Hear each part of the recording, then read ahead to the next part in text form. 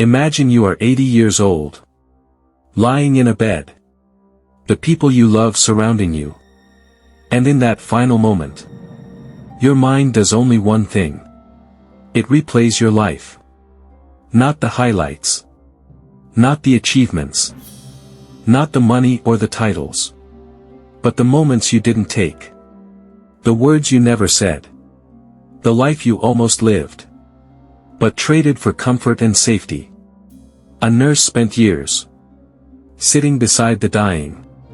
She wrote down every single regret they shared in their final hours. And what she discovered will change how you live. Starting from today. Stay with me.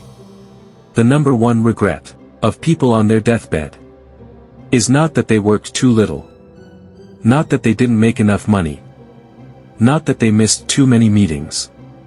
The number one regret of the dying is this. I wish I had lived a life true to myself. And not the life others expected of me. Read that again slowly. Not the life others expected of me. Think about how you are currently living. How many of your daily decisions are actually yours? How many are made to satisfy someone else's expectations? Your parents. Your partner. Your colleagues. Society. The Stoics had a name for this. They called it living according to nature. Living in alignment with who you actually are. Not who the world wants you to be.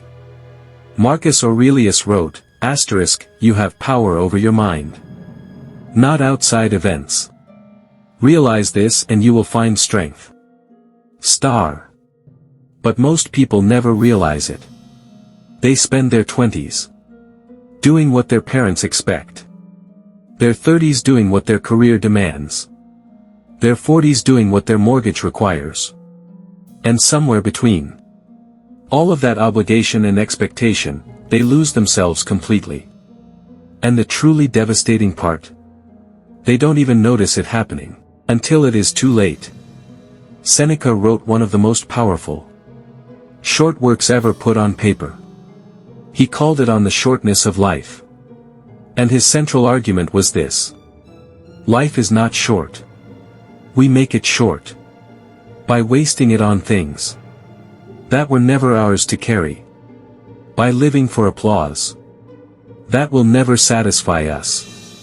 By chasing goals that society gave us instead of the ones that were written in our own hearts. The second most common regret of the dying? I wish I hadn't worked so hard. Not I wish I had worked harder. Not I wish I had made more money. I wish I hadn't worked so hard. Because at the end, no one lies in a hospital bed wishing they had spent more time in meetings. They wish they had been present. They wish they had watched their children grow without checking their phone. They wish they had taken the trip, said the words, chosen the life.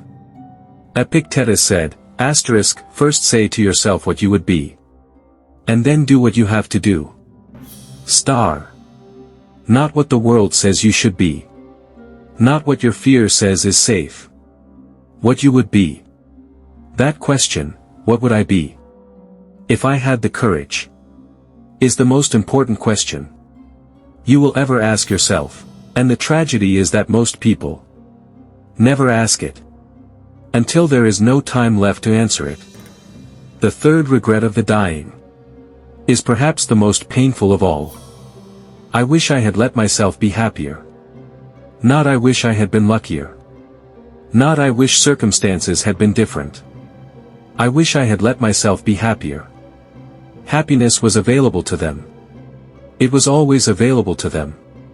But they had convinced themselves that happiness was something that came after. After the promotion. After the house. After the children grew up. After retirement. After. And after never came the way they imagined. Marcus Aurelius understood this deeply. He wrote, "Very little is needed to make a happy life. It is all within yourself. In your way of thinking. Not in your circumstances. Not in what you own. Not in what you achieve. In your way of thinking." The Stoics did not believe in waiting. They believed in presence. In doing the most important thing today. Saying the most important word today. Making the most important decision today. Because today is the only day. That is actually guaranteed. You are not promised tomorrow. You are not promised next year. You are not promised the retirement. You are delaying your happiness for the only moment you have. Is this one? And the question the Stoics demand you answer honestly is this. If this were your last year alive, would you be living differently? If the answer is yes, then you already know exactly what needs to change. Do not wait until a hospital bed forces the clarity that courage could give you today. This is Stoic rules. Live the life that is yours. Not the one that was handed to you. Not the one that is expected of you. The one that when the final moment comes, leaves no room for regret.